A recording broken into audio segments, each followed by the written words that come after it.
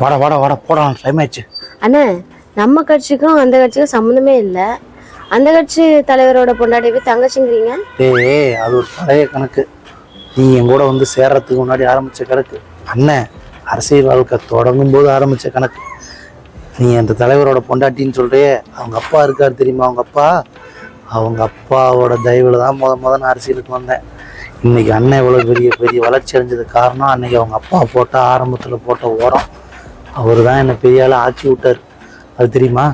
அதுக்கு ஒரு நன்றி விசுவாசமாக தான் இன்னைக்கு போய் தங்கச்சின்னு முறையில் பார்த்து நம்மளால முடிஞ்சதை அதை ஒன்று பண்ணிட்டு வருவோம். அப்படியான கணக்கு இப்பதானே புரியுது கணக்கு. வா வா, அந்த கணக்கை போய் அங்கே எப்படி செயல்படுத்துறேன்னு மட்டும் பாரு. தங்கச்சி வணக்கம்மா, உங்கள் வீட்டுக்கு தான் வந்திருக்கேன். தங்கச்சி பார்த்துட்டு போனோம்னா வாங்க வாங்க. என்னம்மா யோசிக்கிறா? நல்லா வேணும். உங்கள் அப்பா எனக்கு ரொம்ப வேண்டியப்பட்டவருமா. எனக்கு தங்கச்சி மாதிரி தான்மா.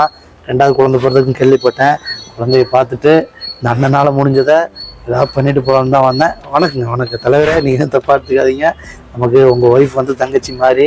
அவங்க அப்பா மூலியமாக தான் நம்ம அரசியலுக்குள்ளே வந்தங்கிறதெல்லாம் உங்களுக்கு தெரியும். அந்த ஒரு நன்றி விசுவாசத்தோடு தான் வந்திருக்கேன். குடும்பம், அந்த குழந்தை குடும்பம். டேய், அண்ணனை கரெக்டாக ஃபோட்டோ விடுறா, சரியா? குழந்தைக்கு தப்பா எடுத்துக்காதீங்க. ஏதோ இந்த மாமாங்கிற முறையில் குழந்தைக்கு என்னால் முடிஞ்ச ஒரு செயினு. ஏய் குட்டி மாமா, என்ன பண்ணுறீங்க? மாமாடா, யாருன்னு தெரியலையா? மாமா அக்கா இருக்காருல்ல, தாத்தா மூலியமாக தான் நான் அரசியலுக்கு வந்தேன். அவர் வந்து தான் என்னை உருவாக்குனாரு. அவர் தான் எனக்கு எப்படி கொள்ள பயங்கரமாக இன்றைக்கி இவ்வளோ பெரிய செல்வாக்கோட இருக்குன்னா, கோடி கோடியாக பணம் வச்சுருக்கணும். அவங்க தாத்தா போட்ட உரம் தான். மாமா கிட்ட நிறைய பணம் இருக்குது. ஆனால் மாமாவால் எல்லா படத்தையும் கூட கொடுக்க முடியாது.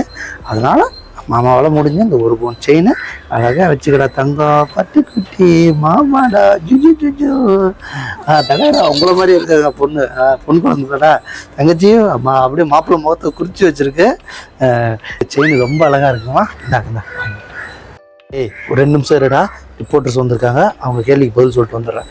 சொல்லுங்கள் சார். சார், அவங்களுக்கும் சம்மந்தமே இல்லை, ஆனால் அவங்க இந்த குழந்தைய பார்க்க வந்திருக்கீங்க.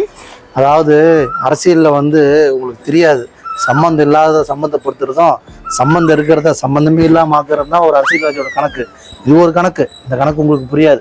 அவங்க அப்பா வந்து எனக்கு மிக வேண்டியப்பட்டவர். அதனால அவருக்கு பிறந்த குழந்தைய வந்து நான் தங்கச்சியாக மனசார தத்தெடுத்துக்கிட்டேன்.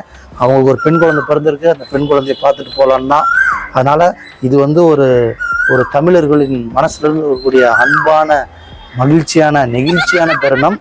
இதை நீங்கள் இதை அரசியல் தாண்டி அரசியல் கணக்கெல்லாம் நீங்கள் இதில் போட வேண்டாம். இது ஒரு பாச கணக்கு. புரியுதுங்களா?